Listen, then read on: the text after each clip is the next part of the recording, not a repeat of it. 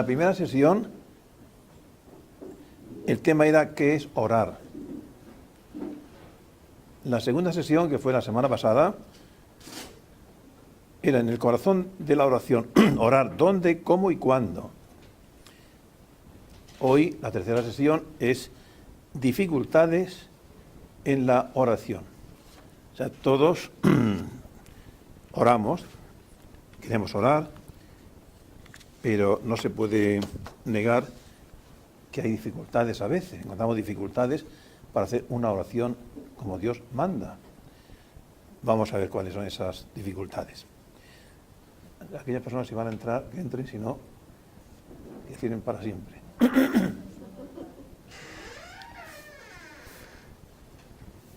Bueno, entonces,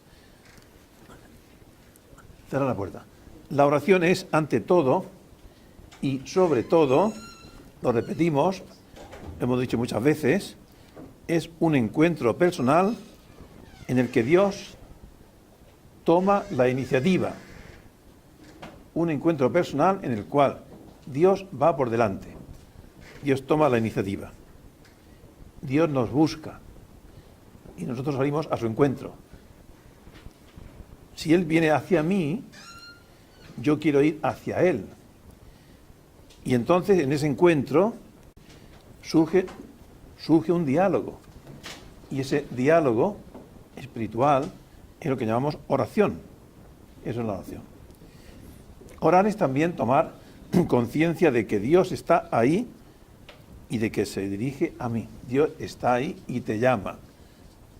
Dios está en el sagrario y está también en cualquier lugar donde tú quieres que esté. Él quiere estar en todas partes, donde tú seas consciente de que está, pero hay que ser consciente de que está. Dios está en todas partes, pero tenemos que ser conscientes de que es verdad. Bien, Dios a mí. Dios me busca a mí. Ya con estas dos palabras ya sería suficiente para entrar en oración. Dios me busca a mí. Fulanico de tal, con mis defectos, con mis debilidades, con mis limitaciones, con mis virtudes. Dios me busca a mí. Soy tan importante para Dios. Tanto me quiere Dios que Dios me busca. Y eso es más que suficiente para, como digo, para que brote en nosotros por lo menos una oración de acción de gracias, una oración de alabanza.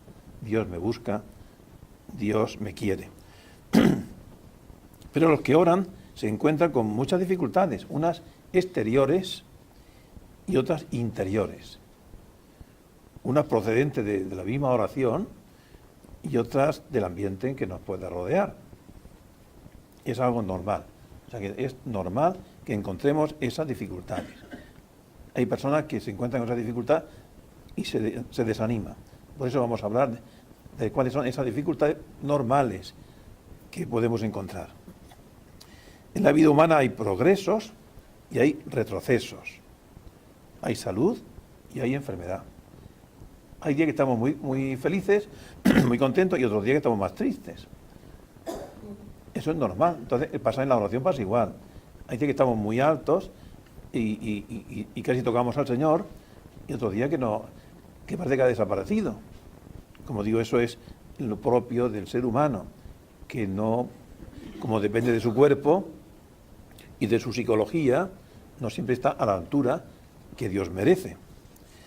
Por todas partes se levantan voces contra la oración. Y algunos dicen, es que es una actividad inútil. Es que no tengo tiempo ni ganas de rezar. Esa es la más corriente. Me aburro y me distraigo sin cesar. Parece que estoy hablando en el vacío, o le estoy hablando a una pared. No encuentro, mi corazón no está caliente, no encuentra ese gusto, ese agrado que otras veces he tenido. Y ese encuentro con Dios, que en teoría debería ser gozoso y pleno, a veces se hace doloroso, costoso, nos cuesta. Vamos a ver qué dificultades proceden del exterior. ¿Qué aporta la oración al creyente? ¿Qué le da? Bien, algunos, como digo, dicen que la oración es inútil.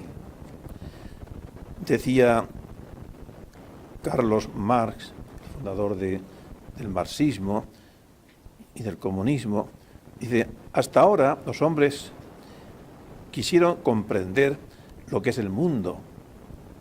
De ahora en adelante deben transformarlo. Nada de comprender. Hay que transformarlo sin pensar nada más. Es decir, la oración no sirve para nada. Lo tiene que transformar el hombre. Es el hombre el protagonista de toda acción para cambiar el mundo. Dice un autor también, hasta ahora los hombres se han fijado más en las teorías y en las ideas. De ahora en adelante ya no hay tiempo de admirar ni de rezar. Son negativas, ¿no? Son opiniones negativas contra la oración.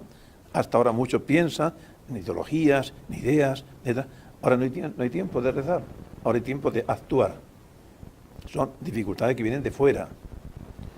En un mundo en el que todo se orienta a un saber técnico, la oración parece que pierde importancia. Es que yo ya sé de las estrellas, es que yo, bueno, ¿y para qué rezar si yo, cuando me duele la cabeza, si me tomo una aspirina se me quita? ¿O para qué acudir a Dios si puedo acudir al médico que está en el ambulatorio?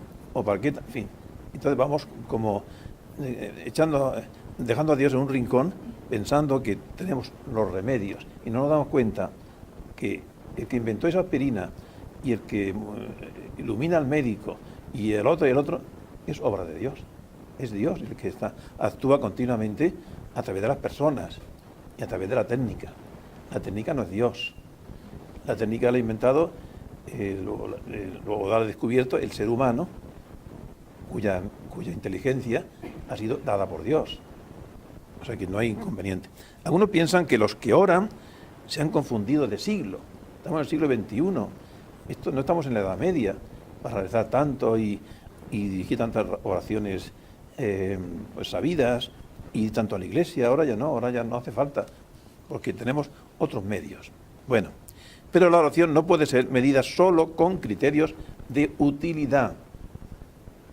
Decía Thomas Merton, un gran cristiano, un gran pensador, escribió poco tiempo antes de morir la siguiente frase dentro de sus libros. Ninguno parece reconocer cuán útil es ser inútiles. Sí, hay que cortar los móviles porque a mí me ha tocado también la misa. Vamos a ver.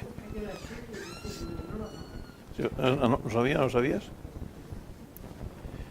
Si lo voy sabiendo, lo digo. Bueno, vamos a ver. Repito de nuevo, Tomás Merton. Ninguno parece reconocer cuán útil es ser inútiles. A veces somos inútiles, nos consideramos inútiles. Es que yo no valgo, es que yo no sirvo. Bueno, tú eres útil. Tú eres útil. Y en la medida en que te consideres más inútil, más gracia de Dios tendrás para ser útil. Es la humildad necesaria. Preguntaba un hombre a un cristiano, ¿qué haces en especial? Nada, me limito a rezar. Y luego nada más, rezo. Ya te lo he dicho. ¿Y para qué sirve la oración? Y no le contesto nada a aquel cristiano, sino simplemente oro, rezo. Si quieres saber para qué sirve la oración, reza. Habría que responder que efectivamente la oración es una actividad que puesta en la balanza de las cosas rentables es completamente inútil.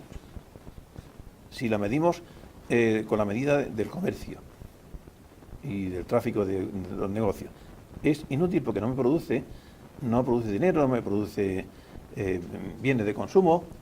Es una actividad que, bueno, que ahí está, pero no sé para qué sirve. Para el hombre que solo piensa en lo que se puede hacer y en lo que se debe hacer, la oración no es necesaria. Si pensamos solamente en lo que yo puedo hacer, en lo que debo hacer, en lo que pueden hacer los demás, pensamos que todo depende de nosotros. Todo depende de lo que yo puedo hacer o de lo que puedo hacer los demás. ¿Para qué orar? ¿Para qué molestar al Señor? Pero la oración no se sitúa en la línea de la productividad, sino en la dinámica del amor. La oración es un acto de amor, una correspondencia de amor a Dios que me ama.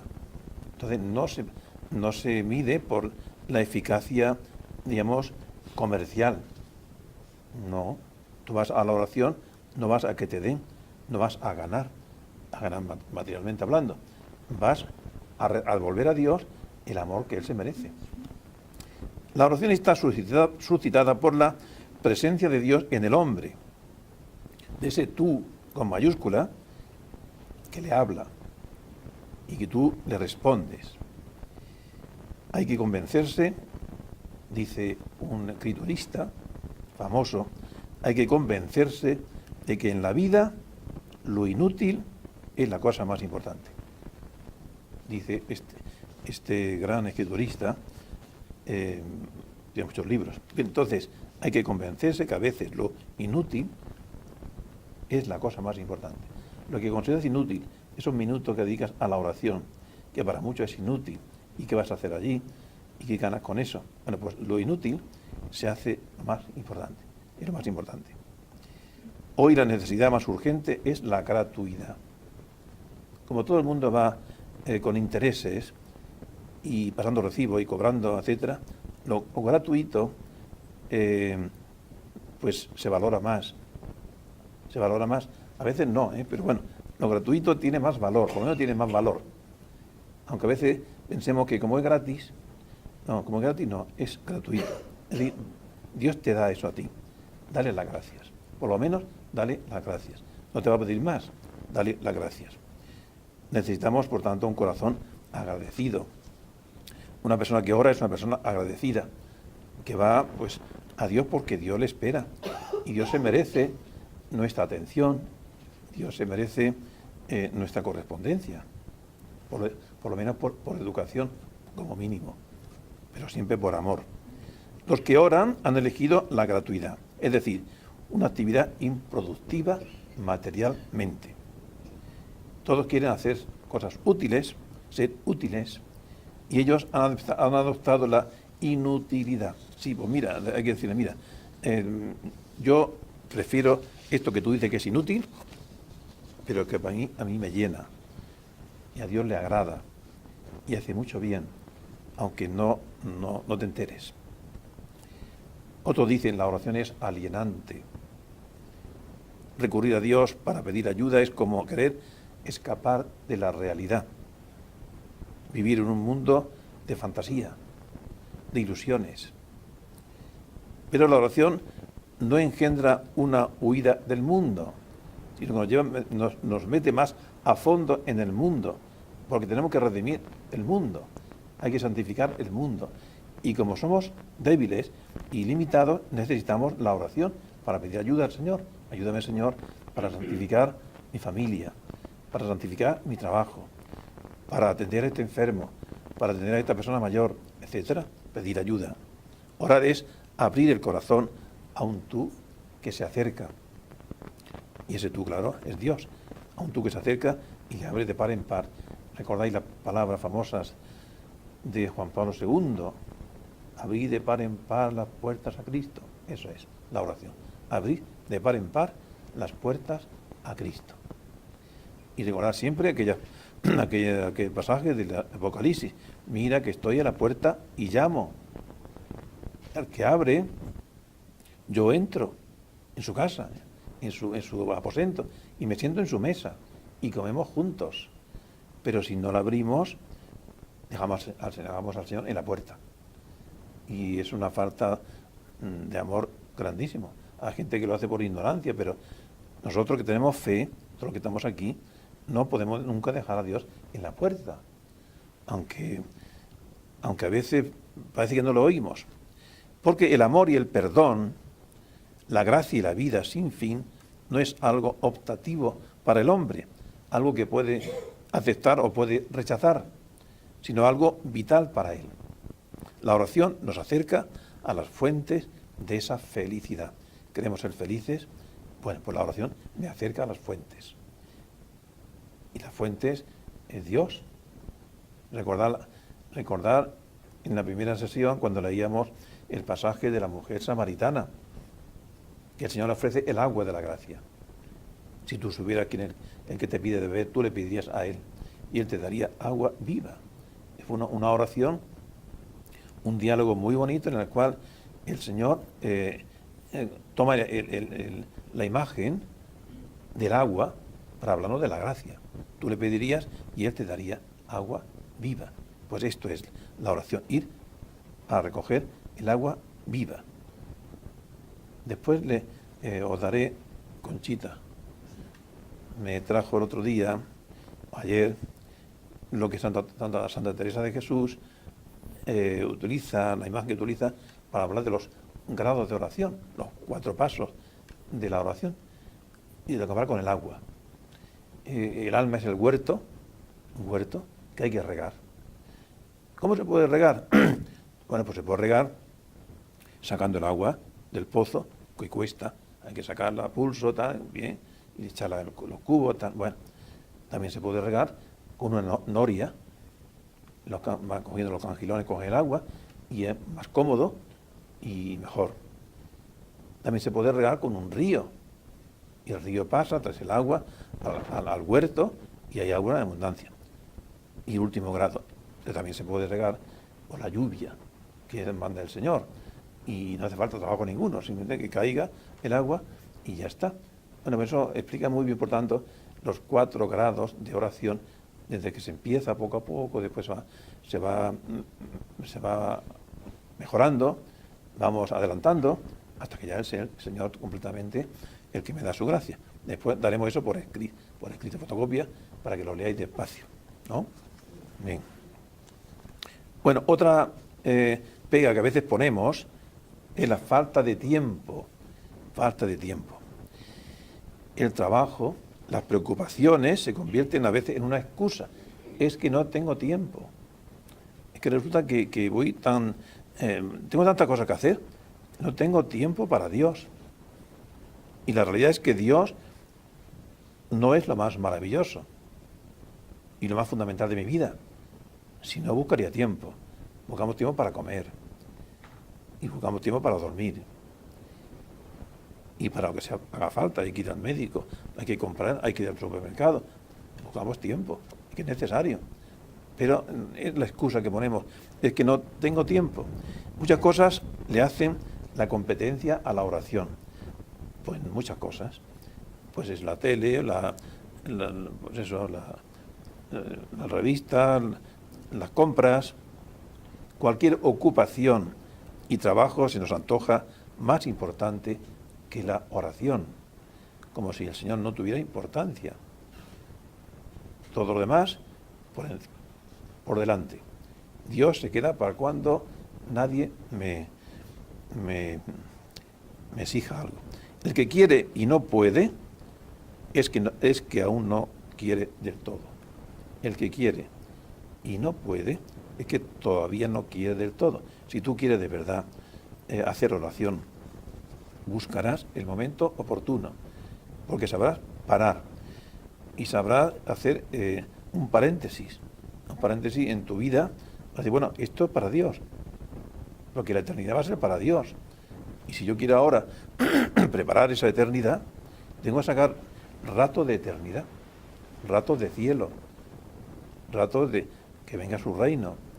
Ayer hablábamos en el cenáculo de la Virgen, ayer, de ese reino de Dios que queremos que esté entre nosotros, que en su plenitud vendrá a final de los tiempos, pero que cada día tiene que venir a estar con nosotros. Y por eso rezamos en el Padre Nuestro, venga a nosotros tu reino, Señor. Bueno, pues esta es la oración. Es un rato en el cual disfrutamos del reino de Dios. La oración no es un problema de tiempo, sino de amor y de prioridades. Es cuestión de que hagas una escala de valores, una escala en el amor de tu vida y de cuál es el primer amor. Dios. Pues ahí está. ¿Dónde lo vas a colocar? ¿Cómo vas a tratar al Señor? Como un novio trata a su novia, la novia a su novio. Busca tiempo y bueno, y lo pasa bien. A veces tiene que sacrificarse, a veces tiene que hacer kilómetros, pero es que es su amor. Entonces va y lo busca. Pues igual pasa con Dios. Mucha gente malgasta su tiempo en pequeñas cosas sin importancia. Si, por ejemplo, el día tuviera 25 horas en lugar de 24, le faltaría tiempo, seguro. ¿Por qué? Porque no hay tiempo, no hay interés. Si estamos esperando a encontrar tiempo para orar, no lo vamos a tener nunca. El tiempo tienes que hacerlo tú, ya, cada día. Y planificarlo y decir, bueno, ¿cuál va a ser hoy el tiempo en exclusiva para Dios? Todo el día debe ser para Dios, pero yo hablo de la oración, ese encuentro personal y digamos, en exclusiva con Dios, en el cual dejo de hacer lo que haya que dejar. Hay que aprender a organizar bien el horario de cada día y aprovechar esos tiempos perdidos, esos minutos perdidos que a veces se va en no sé qué hacer, ahora no sé qué hacer, o por lo que sea, buscar bien, organizarse bien. Es decir, bueno, igual que me organizo para ir a la compra, para esto, para lo otro, también Dios tiene que ocupar un lugar destacado en mi vida. Al volver de la Segunda Guerra Mundial, cuenta una historia, un soldado curtido en todos los frentes, contaba a su esposa que todos los días había rezado de rodillas un Padre Nuestro y un Ave María a la Virgen. La esposa le decía, pero habrá habido días en que no lo hayas podido hacer, días en que hayáis estado luchando sin cesar, días en que habréis caminado sin parar, salidas precipitadas, vigilancia constante. Y el buen soldado respondía, va, por mucha prisa que uno tenga, siempre encuentra tiempo para ponerse las botas. Siempre encuentra tiempo para vestirse, para ponerse las botas, para lo que sea, para desayunar. Siempre encuentra tiempo, cuando uno de verdad tiene interés. Siempre se puede encontrar un rato para Dios, si es que Dios es alguien en mi vida. Y nos preguntamos, ¿qué lugar ocupa la oración en tu vida? ¿Qué lugar ocupa? ¿Estás pobre de tiempo o pobre de amor? Ya no tenemos ni un momento para amar al amor de los amores. Cantamos en el canto, cantemos al amor de los amores. Es que no tenemos tiempo para estar con el Señor, que es el amor de los amores. Jerarquía de valores. Si Dios es Dios, si Él es el único, entonces la oración no encontrará competencias. Si Dios es Dios, si Dios es el único más importante en mi vida. Bueno, otra pega. Juan Pablo I, leo una frase de él, ¿no sería sabio no dar tanto tiempo de nuestra vida a las cosas y tampoco de nuestro tiempo a Dios? ¿No sería sabio dar tanto tiempo de nuestra vida a las cosas y tan poco tiempo a Dios? Y es verdad. Bueno, otro pega puede ser el trabajo y la oración. Para algunos ya no es solo la falta de tiempo, sino que detectan una cierta tensión entre oración y vida, entre trabajo y oración. Y algunos dicen, bueno, es que el trabajo puede ser oración. Sí que debe ser oración, pero siempre que tú antes hayas orado, porque si no oras, es muy difícil, si no oras digamos, a sola con Dios, es muy difícil que el trabajo, con toda su problemática y todo su, y todo su tiempo que requiere, es muy difícil que te ayude a estar con Dios. Es decir, que para que el trabajo sea oración, tienes que prepararlo. Tienes que prepararte. ¿Cómo? Haciendo oración personal. Y después el trabajo de la casa o el trabajo profesional puede ser oración. Es una continuación de esa oración o una preparación para la oración que vendrá después. Bien, mi oración, dicen algunos, es mi trabajo a favor de los hombres, pensando que la oración no sirve para nada. Mucha gente no entiende, no comprende las monjas de clausura, a las monjas de clausura, no la entienden. ¿Y de qué hacen ahí? Encerradas. O podrían estar por ahí cuidando enfermos y en las misiones. Y que le dice tú, están orando. ¿Y eso para qué sirve? Es así, eso a mí me lo han dicho mucha gente. Y no entiende eso de los monjes y monjas de clausura que se encierran en un convento, en un monasterio, y dedican día y noche a la oración. Claro, los que critican eso es que no saben lo que es orar, no saben lo que es amar a Dios en exclusiva, y no saben que con esa oración te está ayudando a ti, está ayudando al mundo. Decía, bueno, lo han dicho muchos papas, pero los papas decían que los monasterios de clausura son los pararrayos, los pararrayos que están, pues eso, salvándonos de esa tormenta que viene sobre nosotros. Pues hay que agradecer a esas almas que hayan dedicado toda su vida a orar. Fijaos, es importante eso, toda su vida a orar. Y gracias a esa oración, el mundo funciona. Y la gracia de Dios se va derramando en todos. Aquí Manolo está aquí. Tiene mucha, y Consuelo, mucha experiencia de lo que son la oración de los monasterios. Cuando hay un cursillo prematrimonial, ¿a cuántos monasterios mandáis? A 600 monasterios. Petición de oraciones. Y a veces decimos, ¿y cómo esos jóvenes en un fin de semana se convierten? Pues mira, es la oración de tantos monasterios de España, fuera de España, de Panamérica, que están orando por esos jóvenes. Y entonces, pues claro, la gracia de Dios pues cae. Si no oramos, bueno, pues igual que escuchan, pues se lo olvida.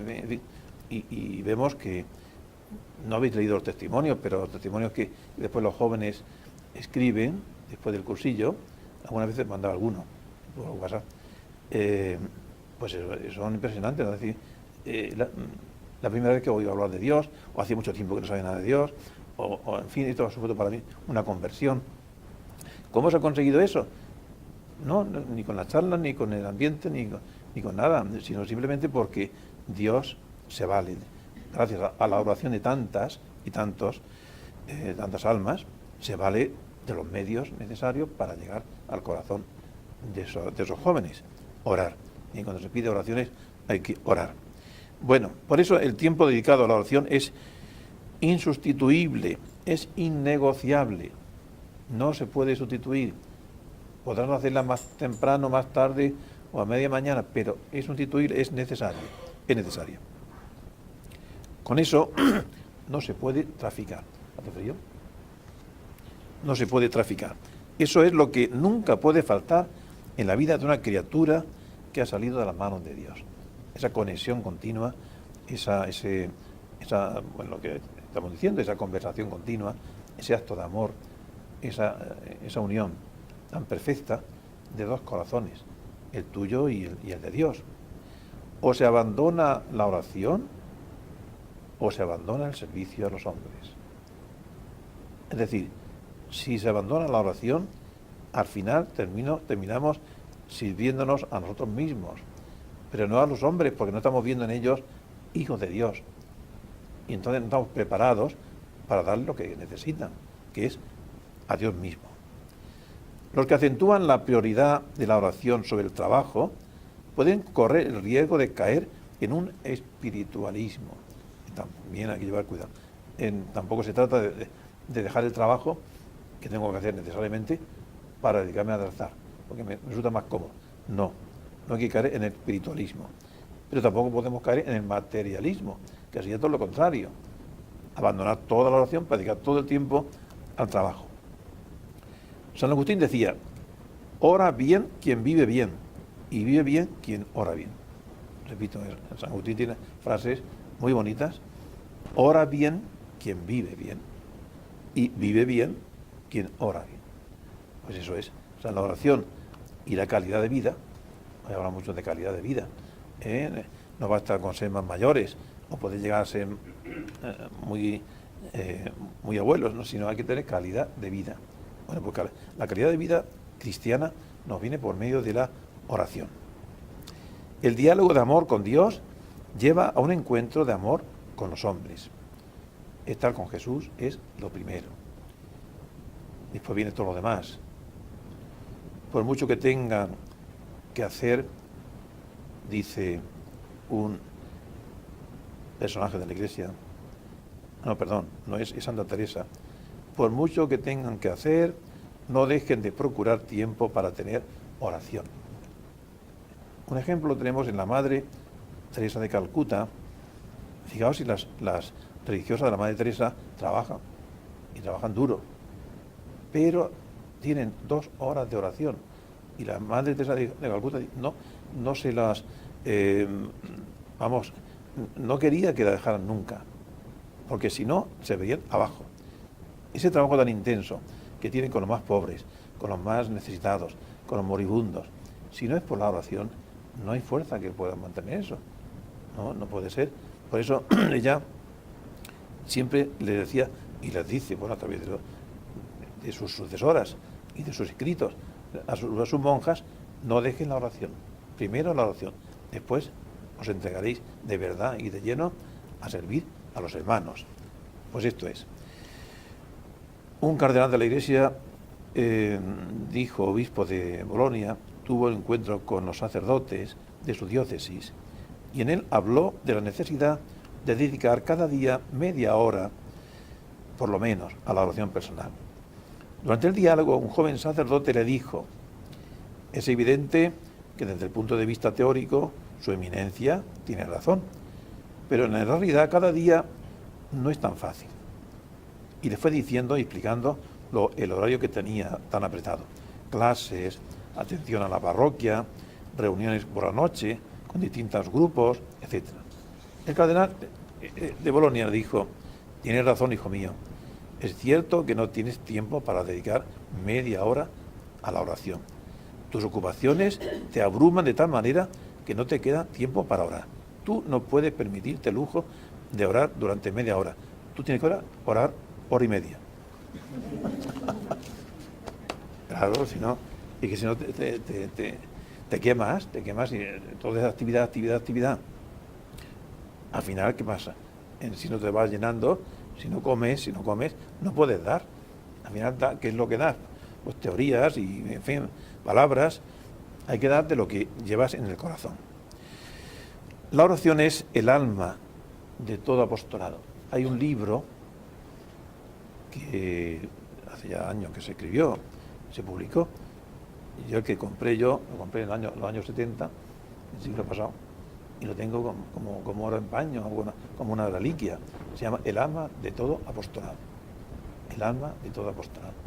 Se ha reeditado ahora porque la gente lo ha pedido, porque es todo dedicado a la oración. Yo lo recomiendo. El alma de todo apostolado. Ediciones Palabra. Yo lo había leído hace mucho tiempo y lo estoy releyendo, porque la verdad es que... Y él continuamente está escrito por un abad de un monasterio de monjes. Y él, en todas las páginas y en todos los capítulos, sin oración todo es inútil.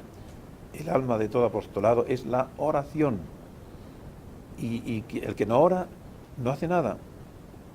Y yo recomiendo este libro, que lo leáis porque os va a gustar, y además es sencillo y bonito de leer. El alma de todo apostolado. ¿Qué podemos decir? Enseñar o proclamar a los demás, sino lo que hemos aprendido a los pies de Jesús. Como María se fue corriendo a los pies de Jesús, la hermana de Marta, y estaba aprendiendo. Los apóstoles escuchaban y después podían explicar lo que habían aprendido. Nosotros nos preguntamos a veces, bueno, ¿cómo los apóstoles pudieron escribir los evangelios? Pues pudieron escribir los evangelios porque escucharon muy bien a Jesús. Escucharon y se aprendieron perfectamente. Claro, después el Espíritu Santo les asistió con su inspiración, pero ya aprendieron y escucharon y vieron. Oración y acción están íntimamente relacionadas. En el reino de Dios, acción sin oración no adelanta.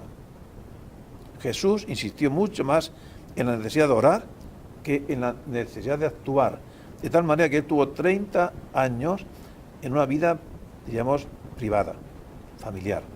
¿Qué hacía? Oraba y trabajaba. Después ya se dedicó a orar y a predicar.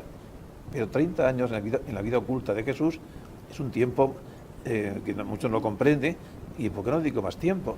Estaba orando por el mundo. Estaba haciendo lo que tenía que hacer. Bueno, estas son dificultades que nos vienen de fuera. Ahora, dificultades que proceden del interior nuestro. Pueden proceder. Una, el silencio de Dios. El silencio de Dios es la gran prueba para el que ora.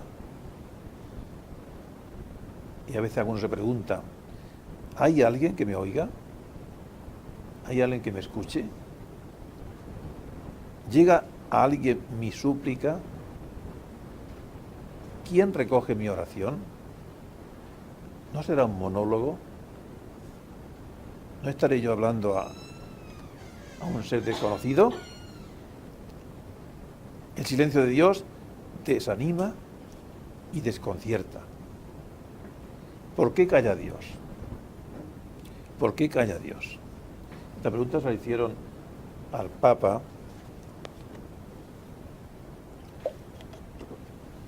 Francisco y a otro Papa también, cuando aquellos sufrimientos de los niños, ¿y qué hacía Dios? ¿Y por qué no hablaba a Dios? El Papa no sabía qué decir. Dios sabrá. ¿Por qué está casi siempre en silencio? ¿Por qué no viene a nuestro encuentro si nosotros vamos hacia Él? Si yo estoy allí, ¿por qué Él parece siempre ausente? ¿Para qué orar entonces? Preguntas a las que solo el silencio da respuesta. No hay respuesta en la que silencio y decir, Señor, tú lo sabrás, tú lo sabes todo, tú sabes que te amo. El hombre tiene la impresión de estar hablando a veces a un muro que le devuelve las palabras. Y ese es el drama de los que oran. Un Dios a quien hay que amar sin ver y escuchar sin oír. Un Dios a quien hay que amar sin ver, como digo. Un Dios que parece no estar comprometido en el diálogo. A nosotros nos gusta escuchar, por eso nos gustan los diálogos, entre otras cosas, en fin, las discusiones. El orante se siente desarmado. ¿Por qué? Porque no escucha la voz, no escucha el sonido de Dios. El silencio de Dios es un misterio para nosotros. Dios habla en el silencio. En los monasterios de clausura hay un silencio, un gran silencio. ¿Viste la película? El gran silencio. En la vida de los cartujos, como ellos están en silencio, digamos, sagrado, por norma, y solamente pueden hablar cuando hay que hablar para algo necesario. ¿Por qué? Porque en el silencio se escucha a Dios. Por eso, cuando uno hace un retiro, unos ejercicios espirituales, ya lo dijimos al principio, cuando uno va a un lugar donde hay silencio, escucha a Dios en el silencio. Recordábamos el primer día que los que hacen el Camino de Santiago, van solos, en silencio, vuelven mejor.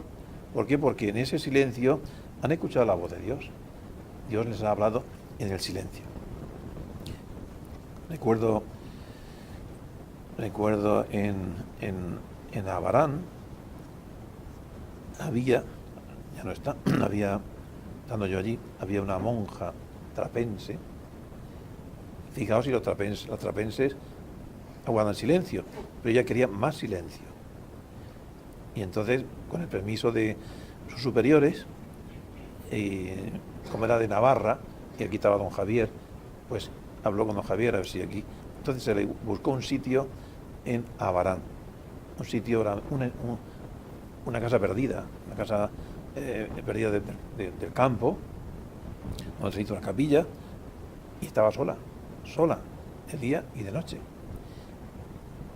Y la gente iba a hablar con ella, y ya pues hablaba, pero ella, yo le hice un reportaje que está ahí en YouTube, que lo titulé El otro mundo del silencio. Después estuvo viviendo en la torre de una iglesia. La torre, abajo tenía, pues eso, nada, donde comía, en la cocinica, el primer piso de la torre el Santísimo, y el tercer piso su cama para dormir. Y estaba así días, meses, años en el silencio. Y yo le decía, pero usted no se cansa, y dice, no, me falta tiempo, no se aburre, me falta tiempo. Y me decía el horario. ¿Qué horario tiene usted? Ah, pues yo me levanto a las 5 de la mañana. ¿Pero qué prisa tiene usted? Si no le espera nadie. Y claro, me contestó, me espera Dios, claro, en la oración. Entonces ella se dedica a la oración, a la lectura, a la lección divina, etcétera, etcétera. Se tuvo que ir después, porque estaba después un poco enferma, y al convento de Arévalo. Yo la vi allí después en Arévalo, y estaba mayorcica. Bueno, pues entonces, si uno busca en YouTube El otro mundo del silencio, ahí aparece ese reportaje, y escucharéis cómo esta mujer, buscaba y busca a Dios en el silencio, y se llenaba, una vida llena de Dios. El silencio de Dios es un misterio para nosotros. Silencio, siempre silencio. ¿Por qué estás siempre callado? Le podemos decir al Señor. ¿Por qué ocultas tu rostro? Pues, ¿por qué ese juego de luz y de oscuridad, de manifestación y de ocultamiento, de cara a cara y de huida? Vamos a leer después esto.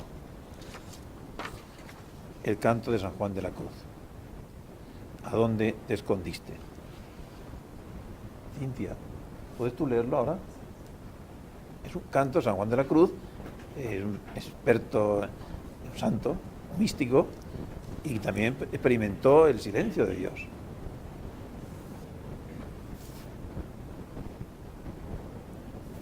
¿A dónde te escondiste, amado, y me dejaste congenido? Como el ciervo huiste, habiéndome herido, salí tras ti clamando y eras sido. Pastores, los que fueres, allá por las majadas el otero, si por ventura vieres a aquel que yo más quiero, decidle que adolezco, peno y muero. Buscando mis amores iré por esos montes y riberas, no cogeré las flores ni temeré las fieras, y pasaré los fuertes y fronteras. Oh bosques y espesuras, plantadas por la mano del amado, oh prado de verduras, de flores esmaltado, decid si por vosotros ha pasado. Mil gracias derramando pasó por estos sotos con presura, y yéndolos mirando con sola su figura, vestidos los dejó de su hermosura. Qué bonito. Bueno, pues San Juan de la Cruz, que va buscando a Dios, y él expresa esa búsqueda en esta poesía y en este poema, y muchos más, ¿no? Igual que Santa Teresa de Jesús. Y es muy bonito cuando dice, bueno, ¿dónde le está el amado? Decídmelo. Es un momento de sequedad espiritual, de búsqueda, y va buscando dónde está el amado. Bueno, pues esto es lo que ocurre cuando no oímos a Dios. Y es bueno estar preparados para estos momentos de oscuridad, de ausencia y de silencio de Dios. ¿Para qué? Para no dejar de orar.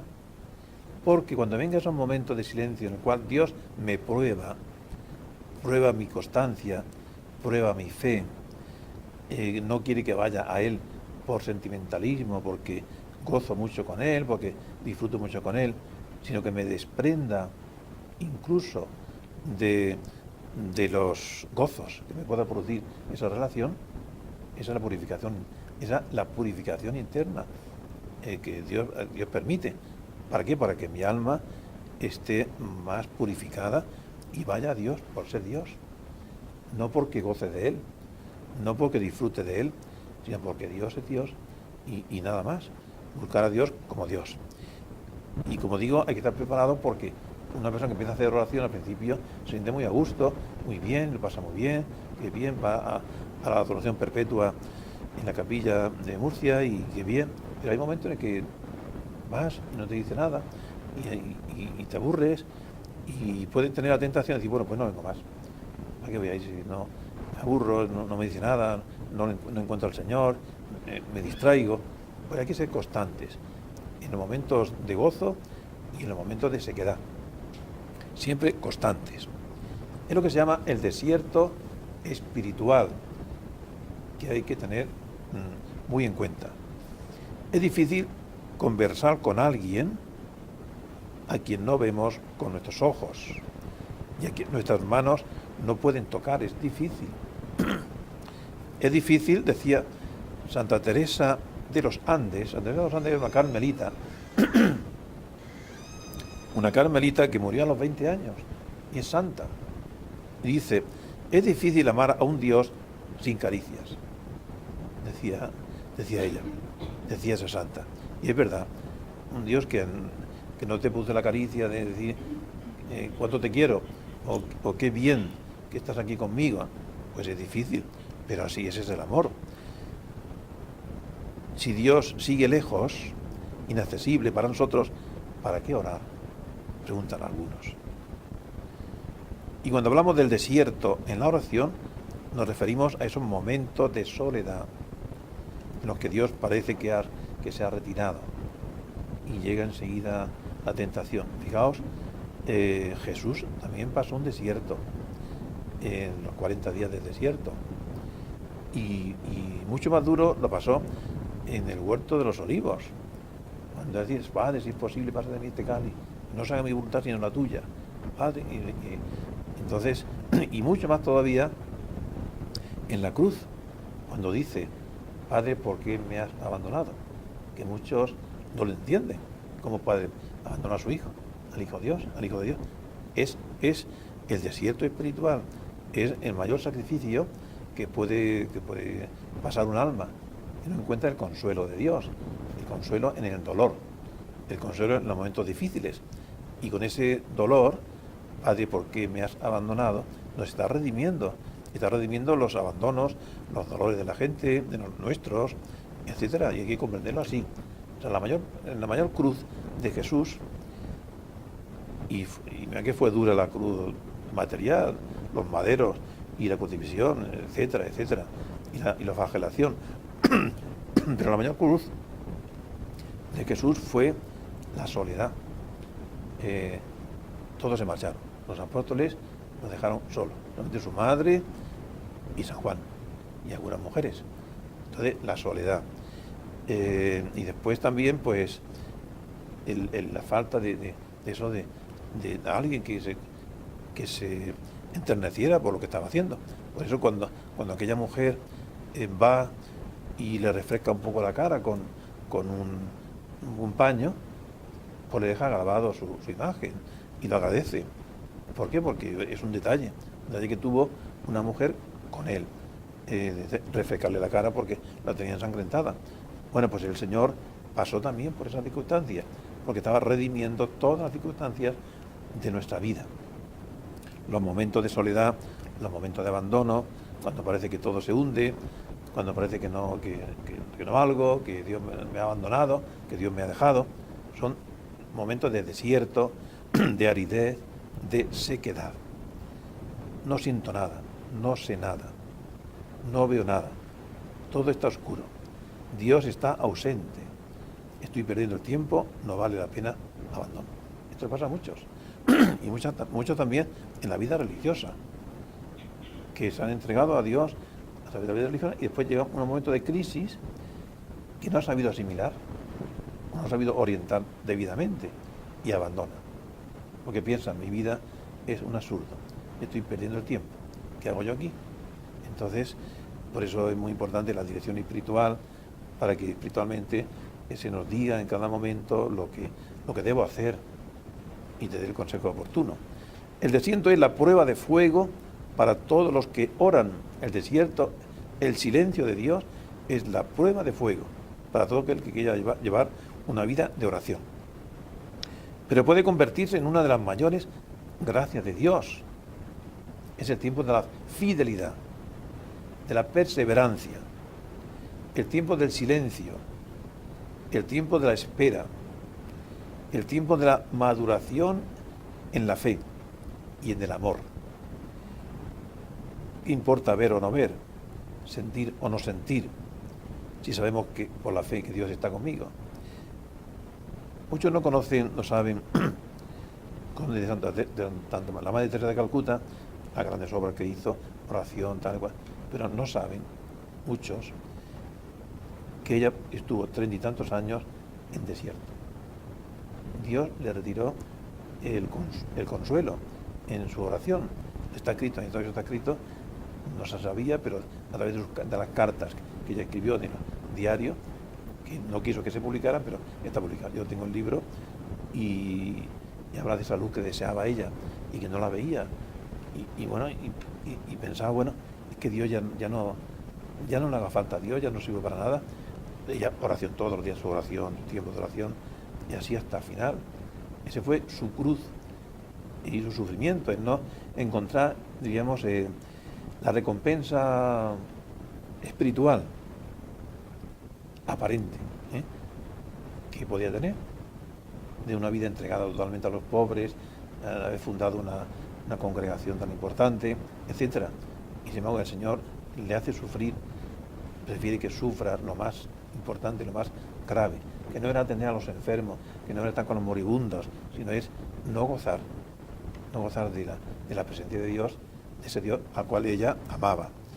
Eso hay, como digo, ya os trae el libro, yo he traído hoy, pero se me ha olvidado, para que si a alguno le interesa que lo lea, porque es un libro muy interesante, donde ella cuenta, se va contando a través de sus directores espirituales lo que pasó y lo que sufrió. Bien, si dejamos de rezar, algo pasa entre nosotros y Dios, se rompe la comunicación. Por eso debemos tener coraje para aceptar el misterio del silencio, ser valientes. Dios es así, se acerca o se aleja, se manifiesta o se oculta, descubre su presencia o la pone o la deja a un lado. ¿Por qué? Porque quiere que vayamos de verdad por amor. Y el amor no es interesado. El amor es, ya San Pablo ya lo dice en la carta a los Corintios. El amor es comprensivo, el amor no espera nada, el amor, etc. Ya lo sabéis. Pase lo que pase, nosotros nunca debemos dejar de orar, porque el Espíritu sigue gimiendo en nuestro interior. Y está, como dice San Pablo, esperando la manifestación de los hijos de Dios. La naturaleza está esperando la manifestación de los hijos de Dios, para dar gloria a Dios. Bien, a veces la aridez está provocada por nuestra propia debilidad, cansancio físico, enfermedades, problemas familiares, eso sí. Hay veces que la situación anímica, psicológica, física, pues no me deja estar a la altura que Dios merece, o a la altura que tiene que estar. Pero eso es normal también, y hay que tenerlo en cuenta. Por eso decimos, cuando vengan esos momentos difíciles, tenemos que decir, nada te turbe, nada te espante, todo se pasa, Dios no se muda, la paciencia todo lo alcanza, quien a Dios tiene, nada le falta, solo Dios basta. Pues lo que dice Santa Teresa, nada te turbe, nada te espante, tú sigue adelante, solo Dios basta. Dios tiene, el que tiene a Dios, nada le falta. Pues esa es nuestro gozo. Santa Teresita del Niño Jesús dice, mi pan diario era la sequía espiritual. También lo pasó. Pero a pesar de estar privada de toda consolación, era la más feliz de las criaturas, ya que todos mis deseos eran satisfechos. O sea que ella pasó también la sequedad, el desierto espiritual, pero siguió adelante, porque todos sus deseos Dios se los daba. Era pues dar su vida por los demás. Y a veces lo único que el hombre puede hacer es estar ahí. Estar ahí. Estoy acompañando al Señor, aunque esté frío espiritualmente, pero aquí estoy junto a Jesús, acompañándole.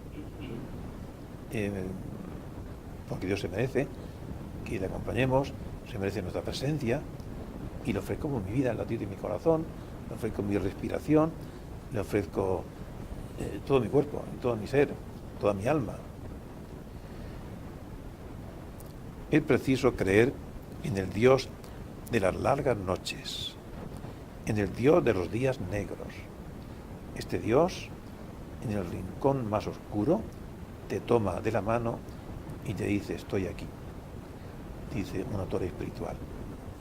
Ese Dios, en el momento, en el rincón más oscuro, te toma de la mano y dice, no te preocupes, estoy aquí, estoy contigo. Otra cosa puede ser, las distracciones. Bueno, las distracciones, tenemos una imaginación muy viva, y a veces la imaginación se va. Estás rezando y de pronto aparece a 100 kilómetros de ahí. Bueno, es decir, que la imaginación corre mucho, ya pues, se le llama la loca de la casa, Santa Teresa de Jesús. Bueno, eso es normal, pero hay que saber aprovechar esas distracciones para convertirlas en oración. Si resulta que te has distraído pensando en tu casa, en tu marido, en tus hijos, pide por ellos. Entonces, esa distracción la has convertido en oración. Santa Teresita del Niño Jesús también se distraía. Dice, debiera causarme desolación el hecho de dormirme después de 7 años durante la oración y la acción de gracia. Pues bien, no siento desolación. Pienso que los niñitos agradan a sus padres lo mismo dormidos que despiertos. Pienso, en fin, que el Señor conoce nuestra fragilidad, que se acuerda de que no somos más que polvo. Y por eso Santa Teresa del Niño Jesús, aunque a veces se dormía la pobre en la oración, porque claro, se levantaba muy temprano, no pasa nada, ¿qué vamos a hacer? Pues me he dormido, pues al Señor le ofrezco este sueño tan dulce, como los niños en los brazos de sus padres. Bueno, después, yo diría, para ir terminando con San Agustín, Señor, mi única esperanza, escúchame, no permitas que por cansancio o fatiga yo cese de buscarte, de buscar ardientemente tu rostro. Dame la fuerza de buscar, tú que nos has permitido que nosotros te encontráramos y que nos has dado esperanza de encontrarte. Ante ti está mi fuerza y mi debilidad. Conserva mi fuerza, cura mi debilidad. Ante mí está mi ciencia, ante ti está mi ciencia y mi ignorancia. Acógeme y abre las puertas a mi llamada. Y San Agustín también dice finalmente, se está mucho más allí donde se ama que donde se vive. Se está mucho más allí donde se ama que donde se vive. Bueno, pues esto es lo que yo quería deciros hoy.